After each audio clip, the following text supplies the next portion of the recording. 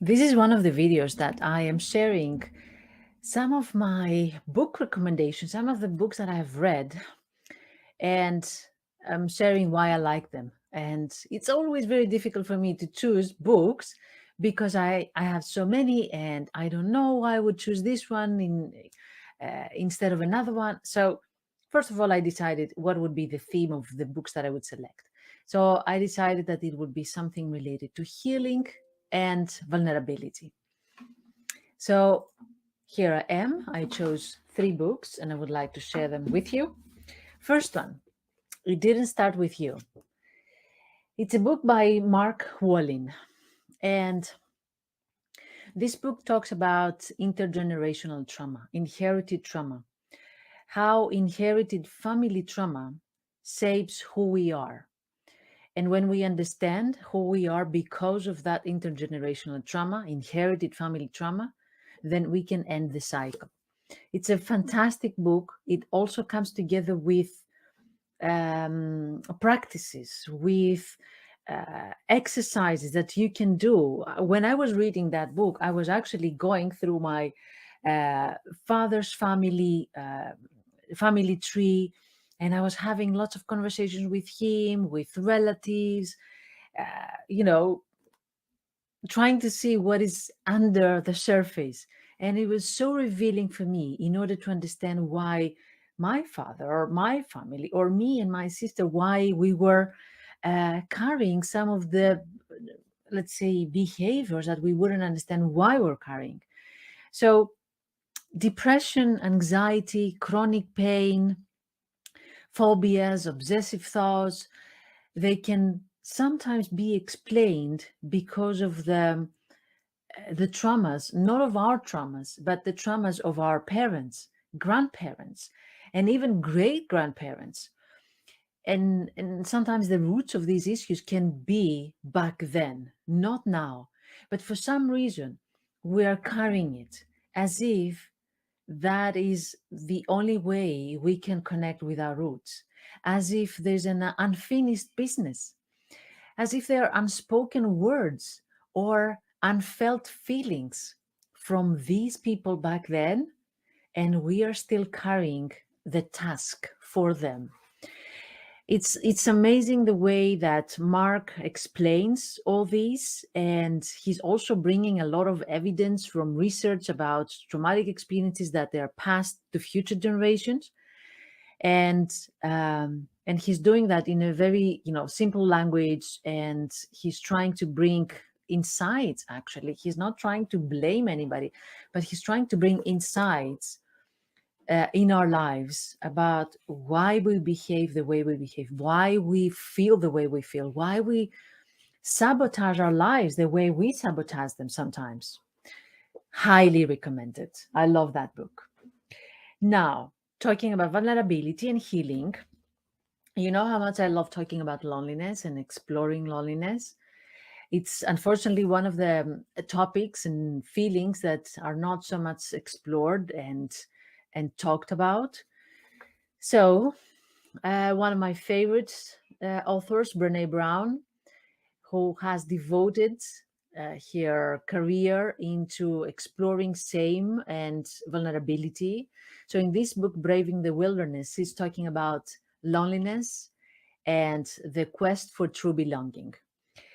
Um, she knows how difficult it is to to feel lonely. He knows how difficult it is to stand alone, but she doesn't call it difficult. She calls it courageous.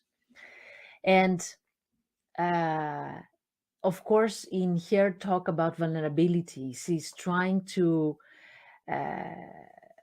talk about true belonging, what it means to belong in a true, in a deep, in an authentic way.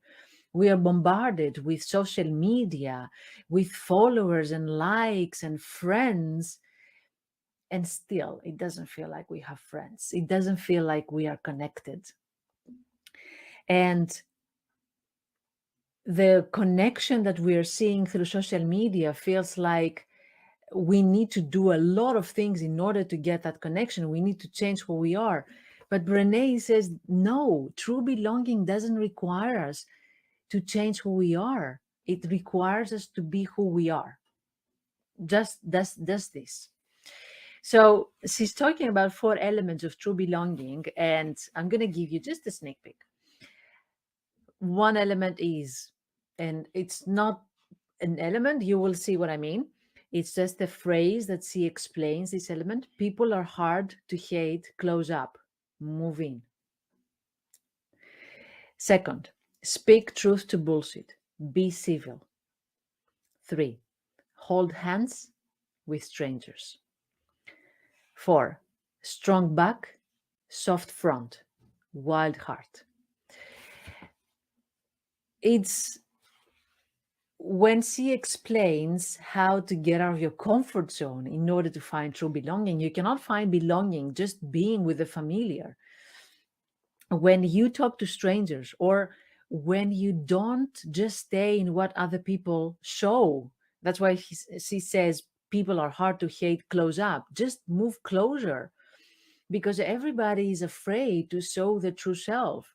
Move closer and see what they're hiding behind this perfectionistic mask, or all these ideal image that they're putting up. So, highly recommended as well. And my third recommendation is maybe you should talk to someone.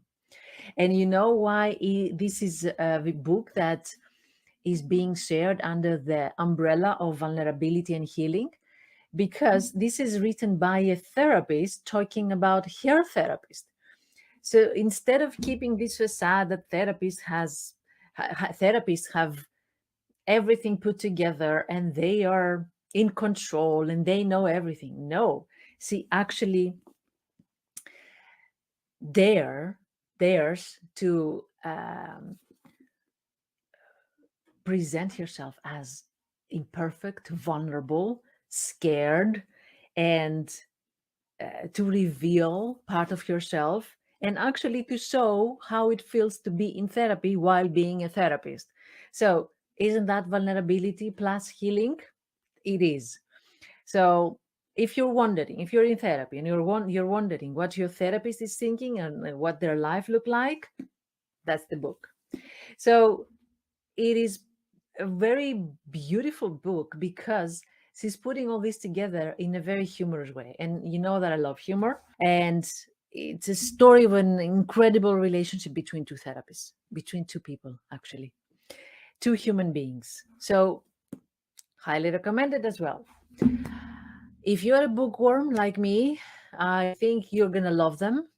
And if you also value mental health and you're also in your journey of self exploration, self growth, and healing, I think these are the books to go to this year or to start this year.